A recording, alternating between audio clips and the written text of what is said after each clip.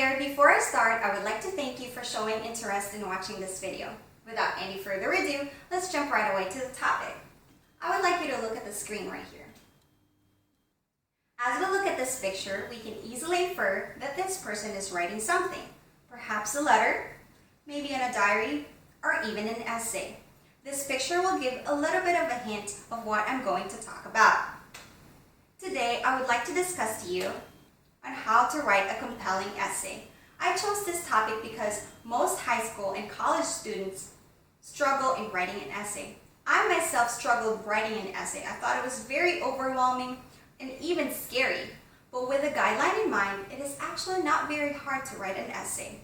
We would begin by creating a detailed outline. This is the most important part in writing your essay. It serves as a blueprint of your entire essay. It would allow you to organize your thoughts and make your essay in a smooth flow. But first, we would start with a clear and short thesis statement. Tom Johnson of the American University in Cairo said, "Your thesis is your main point, summed up in a concise sentence that lets the reader know where you're going and why." It's practically impossible to write a good essay without a clear thesis. So when you start a detailed outline, you would begin by stating your thesis statement. And from your thesis statement, you would expand your ideas with your subtopics.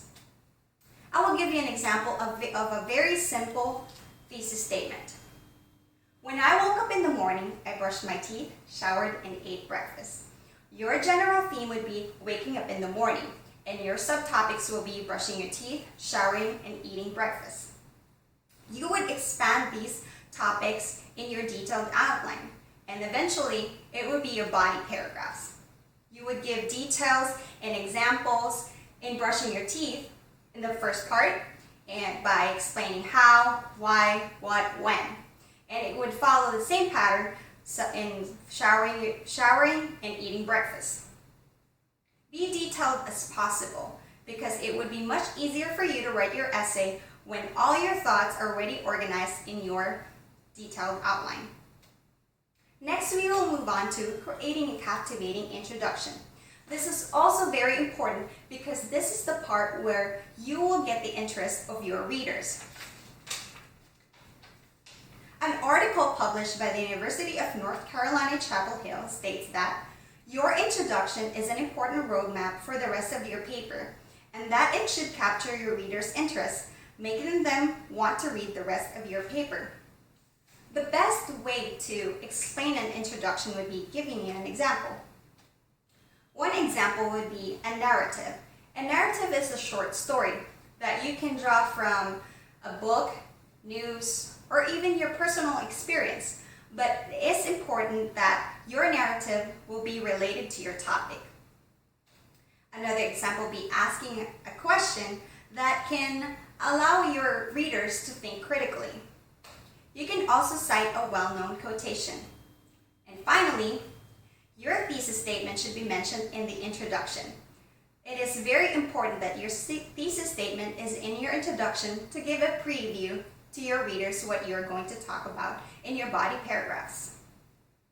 Next, we will discuss about supporting your ideas with evidences from reliable resources. I have talked about your body paragraphs in the detailed outline, such as brushing your teeth, showering, and eating breakfast.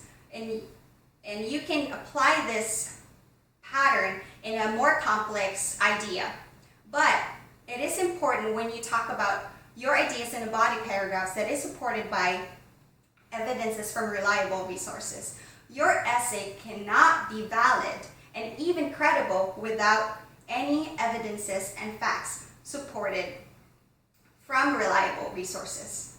These can be taken from websites that end with .org, .edu, university databases, and library databases. These are just a few websites that you can look at, but if you do your research, I'm sure that you will find more reliable resources. Finally, we will talk about creating a cohesive and concise conclusion. This is somewhat similar to the introduction, but different in a way. The University of Reading in United Kingdom published an article saying that introduction and conclusion form a conceptual framework which the reader will need to understand your arguments. The introduction and conclusion is similar in such a way that they give you a framework of your general concept of your ideas. It is different in a way that the introduction gives the preview and the conclusion sums up your idea or summarizes your idea. A few examples or a few ways that we can conclude our essay would be asking a question, stating a strong argument or a strong statement, a summary, a personal comment, or a quotation. Like in the introduction, the ways of writing your conclusion would be similar, except the conclusion has summary. Overall, these are just a few suggestions that you can consider when you write an essay. With constant practice and proper resources or proper research, you would be able to write a compelling essay. Thank you very much.